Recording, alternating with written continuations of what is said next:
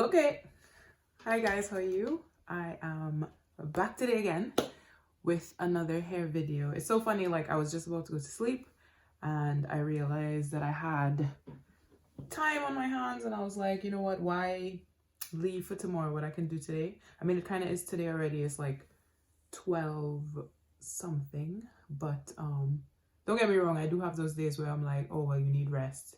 But it's good to have a balance. Not every day you have to say to yourself, like, I need rest, let me go sleep. So some days get your things done, you know what I mean? So as I had the bonnet on and stuff, I thought, like, let me talk to you guys about, and I've just done my hair as well, so I do my braids myself, my protective styles. I thought, like, why not come to you guys and speak about my hair growth tips, like how do I grow my hair from short to long. I'm no stranger to growing my hair. I always grow my hair, and then when my life feels like it's not controllable, like I shave my hair all off and then I start again. To me, hair is hair, it doesn't even matter. Also, I think I was looking for any excuse to like put some eyelashes and some makeup on and like get ready to sit in my house and go nowhere because it is freezing cold and this girl ain't going out nowhere. As you'll know, this island girl don't deal with this weather. My fingertips are frozen. Anyway, let's jump straight into the video. 5 hair growth tips. Number 1, protective styles featuring braids. So when it comes to winter and my hair, I don't touch my hair at all. Protective styles are good because they facilitate low manipulation to your hair, so you're not tugging it and pulling it. Rule number 1 of growing your hair, child, is just to leave that damn hair alone, as well as to trim your edges regularly. I do mine like every 2 months, sometimes 3 months, but I think my hair talks to me. Like when my hair is like getting knotty for no reason at the end and it's like snaggy and I know the ends of the hair are dead and they need to cut. And trust me, cutting your hair actually makes it grow. If you don't cut your hair, it's gonna split, it's gonna break. The split end is gonna travel to the top, it's gonna cause breakage, thinning, falling out, shedding, all kind of things. So it's best you just cut your hair so it will grow. I know on another topic of hair growth, I know people think that it's normal to have a lot of hair left over in your brush and so on, and you comb after combing, but I mean, I think you shed about like a couple thousands of hair a day or something, but you shouldn't, like, I've seen some people like really with their combs like you're hearing that like raking, scraping sound. That shouldn't be. Like, you should always section your hair, detangle your hair, even if your hair needs to be in like 6 sections. Normally people go for 4. If yours needs 6, if yours needs 8, you do that, hunty. You do whatever is best for you. You are not everybody else is not you, so what works for them won't work for you, and vice versa. So if you need to section your hair, start from the ends of the hair and then work your way up to the root, and then you could start going from the root to the ends, because people just try to start from the root to the ends and then they're like trying to get the knots out from the top rather than the bottom. A good tip with protective styling is when you're taking it out as well, like say obviously the braid is probably gonna start hanging after a while.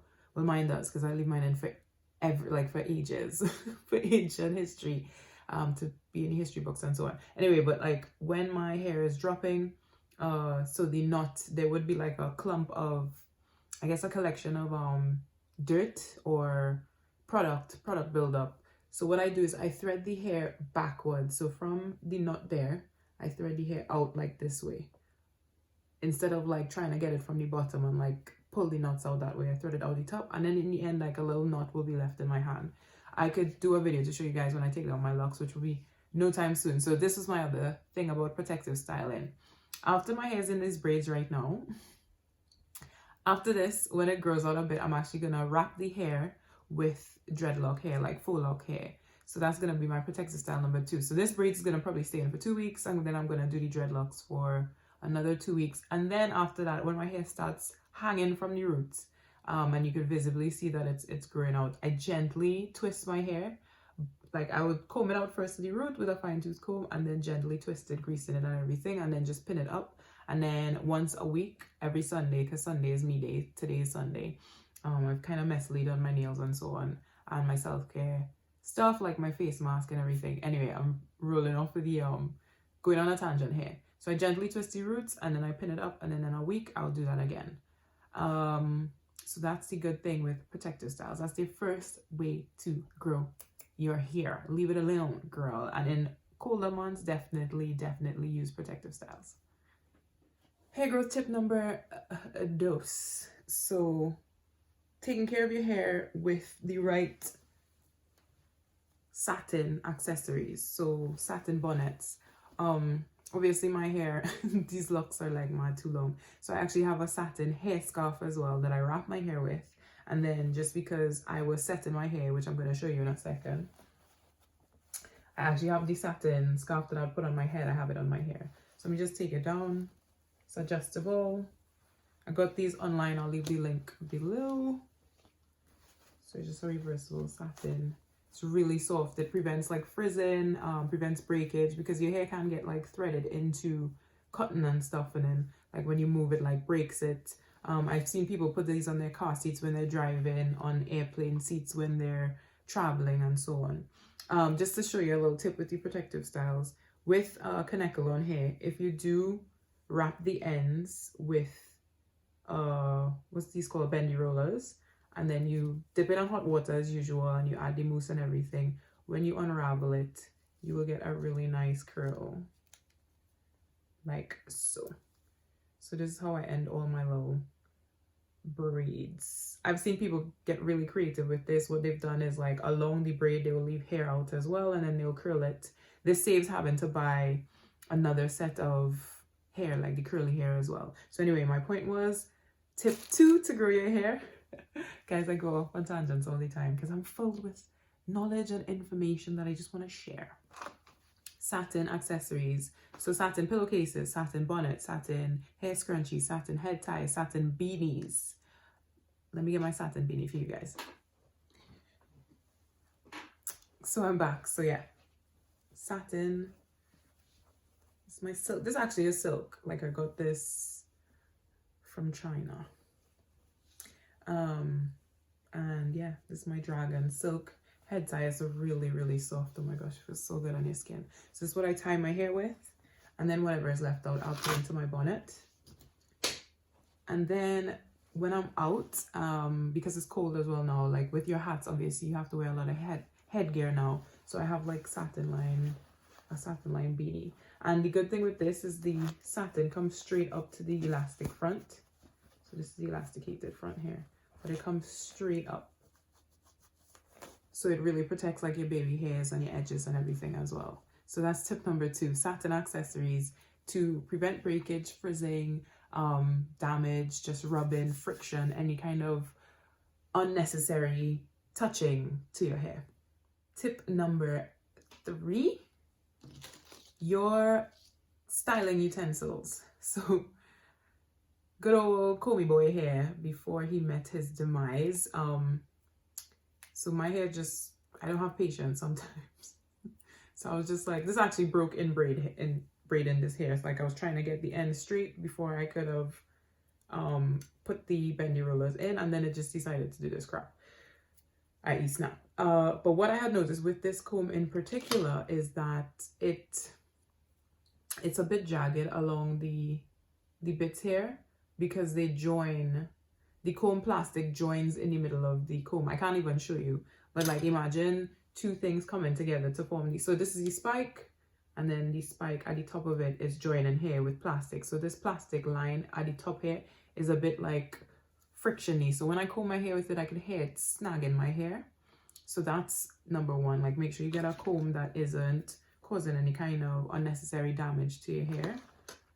And number 2, your brush. Now this is a soft bristle brush, very soft. The bristles are very, people tend to get like hard bristle brushes and then brush their hair. With the soft bristle brush, you definitely have to be more careful and take your time a bit more, and so as well, like in terms of the brushing. So for me to lay my hair, like if I want to do a swoop sleek style, I'm literally gonna have to brush my hair like maybe 50 times, where with a hard brush I'll only have to brush it like 3 times. But this is fine because, and I brush it thoroughly through, like one, instead of just going like, you know what I mean? So I just brush it straight down to get the hair like to where I want it to go, because all the hair needs to get into formation and agree with each other to go into the style like I'm trying to manipulate my hair to go into.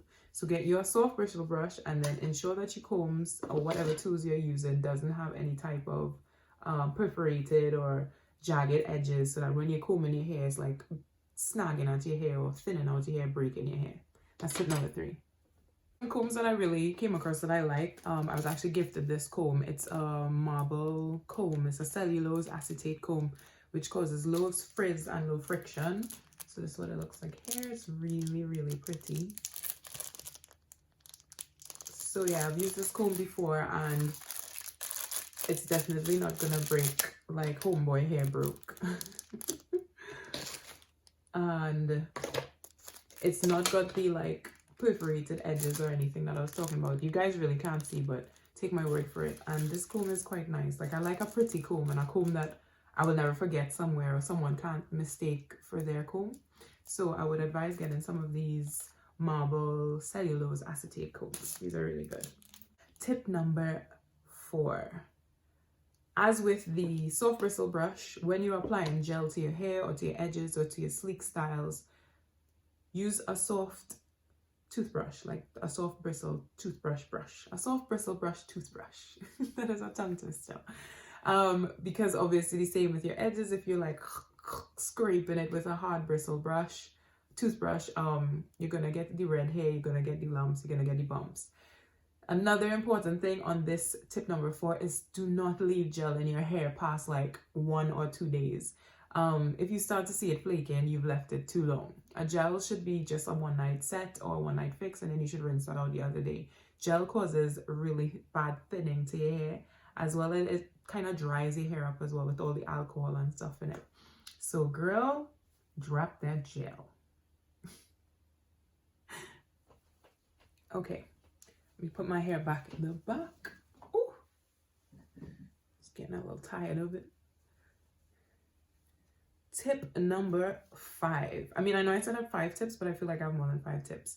Do not sleep with your hair in a tight, manipulated style, and do not keep pulling your hair too tight. So as girls, we love a slick bun. We love a slick bun. We love a high bun. We love to just throw our messy hair into something and then just stick down the roots to make it seem like we've made that effort, like to make it seem like we've done something, so that the bed head didn't just look like this the whole time. So if you do slick your hair up and you're pulling the temples of your hair to get your hair into a bun, especially if your hair is short, like my hair is short right now, definitely don't sleep with your hair like that. Like, I've woken up with like sores in my head, or like I've scratched my hand and I realize it's pussing or bleeding or whatever, and that's because I've pulled my hair too tight. First of all, I've left it for so long, second of all, and then I've gone to sleep with it, third of all. So don't pull your hair too tight often, and definitely don't sleep in tight hairstyles. And with the normal hairbands, I'll definitely advise, again, get satin scrunchies, because the normal hairbands pull your hair to the point where they start leaving hairballs at the edge of the hair. I think we've all seen those, right? Yeah. Number 5, tip number 5. 1, 2, 3, 4, 5. Tip number 5. Definitely moisturize your scalp. Darling, like, put oil in the scalp and massage it. Do hot oil treatments, like I would say weekly, so you make an oil of your choice. Everybody likes a mixture. I would always advise using a mixture of oil, because just like with your diet, your body needs exposure to a lot of different nutrients and ingredients. And I don't know if your hair is like mine, but I'd find a product that works today and like in 2 weeks it wouldn't work, and that's because my hair's gotten used to it, or it no longer needs the nutrients or the benefits of what that leave-in conditioner or that gel is giving me. So I usually have to switch to another product and rotate. Like, I have to rotate about 4, 5, 6 products on the go. So I would say mix a few oils in a bottle or a jar or whatever, a dispenser, put it in the microwave for a bit, or you could boil some water on the stove and put the same container, the glass container that the oil is in, into the water so it gets warm, and then just put it around your head, like make sure it gets to your scalp, like part your scalp, make sure, and then massage your head in like circular motions or however you feel like, not with your nails. Massage it for like 5 minutes and make sure everywhere gets massaged, and do that regularly. I'd say at least once a week. Definitely keep your hair moisturized. That's tip number 5. Also with this tip number 5, drink a lot of water. make sure your diet's on fleek, because if your inside of your body is not good, the outside of your body is not going to be good either. Did you know, side note, random, but I think your hair holds a diary or documentation of the drugs that you've taken for 12 years. So the strands of your hair, each piece of it, like when they cut it and they dissect it, they could tell if you've taken aspirin, if you smoked illegal narcotics, like whatever you've been doing. So it's really interesting how the hair holds so much information. So it can tell if you are dehydrated. Your hair can also tell when you're lacking in some nutrients or vitamins or whatnot. So make sure you're good to the hair. On the vitamin note, definitely take some biotin. Biotin's so good for your hair. Like I had alopecia, my hair fell out, and biotin was one of the supplements that I took that brought my hair back. For wash and goes, so say if you're not into taking your time to sit down and get your protective style done, so if you're doing wash and goes in the winter, how I refresh my wash and goes is every 3 days. I would, or every night before I go to sleep, I would, with my wash and go, divide it into 4 again, comb it back out, or maybe finger comb it, and re-moisturize it, focusing on the ends, re-oil the scalp, and then put it in like a do plait, like, or a twist. And then in the morning I'll undo the twist and then shake my hair, and I'll go back into a wash and go. So that's one of my other pieces of advice for you guys. So yeah, that's it for real. Okay, I thought that was it, but that's not it. So one more thing, if you are finding that you're getting a lot of shedding, I was supposed to mention this earlier, do the green tea wash, so, or the caffeine coffee wash. So anything with caffeine in it has DHT blockers, which prevents excessive shedding of the hair. So what you do is you will put some green tea bags or some coffee into a cup, let it cool, and then you rinse your hair with it, and then you tie up your hair with the rinse or the green tea in your hair. So you can add some deep conditioner, and then you leave that in your hair for about an hour. You could even sit under a hooded dryer if you like, to make sure like the hair shaft is open, because the heat opens up the hair shaft to accept whatever you've just put in your hair. So if the green tea / coffee plus the goodness of the deep conditioner. My favorite one to do though is the onion. I know it stinks, but it's so good. Like the week that I did the onion wash or the onion paste or the onion mask, 3 weeks after that I got like 0 shedding, probably like very minimal shedding. Apparently the sulfur is similar to the caffeine with the DHT. It prevents like your hair from excessively shedding. So with the onion one, you just drop an onion in a blender with some water just to help it, and an oil of your choice. They always say carrier oil, so like your lavender oil, I guess your olive oil, extra virgin olive oil, avocado oil, shea butter, not shea butter, what's the other one? Jamaican black castor oil. Jamaican black castor oil needs to be diluted anyway, so put more water in that one. Blend it up, and then it becomes into a paste, and then you literally focus on your roots, and you get it everywhere. Put the mask on. You could sleep with it overnight, or you could rinse it out the following hour. It's just like you would the green tea. Be aware though that it does stink. Similar to rice water. Rice water stinks, but it's good for you. So yeah, those are my tips, guys. I'm gonna stop talking now, so these videos are short, because they're meant to be short, but they never end up being short. So I hope these were useful for you, and yeah, I'll probably be back with another video of more tips to help you grow your hair. Love you guys. Don't forget, I'm the CEO of a level up mentality brand, so I just want to know, how have you invested in you today? What new skill have you learned? How are you planning to be better than you were yesterday? Become the best version of yourselves. So like, share, subscribe. Don't forget to subscribe, guys, because yeah, I'm about ready to monetize these videos, but got the view time, but I don't have the subscribe. So I think I'm getting better. Like from I started a few weeks ago, I think I've got like 50 subscribers, which is really good for me. I know like for most people that's not a lot, but for me that's really good. And you can find me on Instagram at whos.jordan.again. And yeah, we'll be in touch.